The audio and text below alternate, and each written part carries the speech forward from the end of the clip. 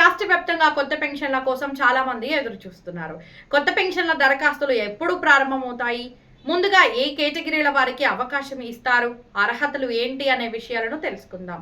ఇప్పటికే కొన్ని కేటగిరీలకు దరఖాస్తుల ప్రక్రియ కొనసాగుతుండగా అందుబాటులో ఉన్న సమాచారం ప్రకారం వితంతు మహిళలకు ముందుగా అవకాశం కల్పించే అవకాశం ఉంది. వితంతు పెన్షన్ కు భర్త మరణించి ఉండటం, మరణ ధృవీకరణ పత్రం కలిగి ఉండటం వంటి అర్హతలు అవసరం కావచ్చు.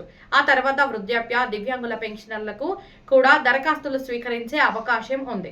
వృద్ధాప్య పెన్షన్ కు వయసు, ఆదాయం, కుటుంబ పరిస్థితులు వంటి నిబంధనలు, దివ్యాంగుల పెన్షన్ కు సదరం సర్టిఫికేట్, ప్రభుత్వం నిర్దేశించిన దివ్యాంగత్వ శాతం వంటి అర్హతలు ఉండవచ్చు. అయితే తుది అర్హతలు, దరఖాస్తుల ప్రారంభ తేదీలను ప్రభుత్వం అధికారికంగా ప్రకటించిన తర్వాతే నిర్ధారించుకోవాలి. ఇక అప్లికేషన్ విధానం విషయానికి వస్తే ఎన్టీఆర్ భరోసా పెన్షన్ దరఖాస్తులో ఆధార్ నెంబర్, పేరు, తండ్రి లేదా భర్త పేరు, లింగం, వయసు, కులం, మొబైల్ నెంబర్, చిరునామా, పెన్షన్ కేటగిరీ వంటి వివరాలను నమోదు చేయాలి. అవసరాన్ని బట్టి ఆధార్ కాపీ, ఆదాయ ధృవీకరణ పత్రం, రేషన్ కార్డు, కరెంటు బిల్లు, వితంతు పెన్షన్ కు మరణ ధృవీకరణ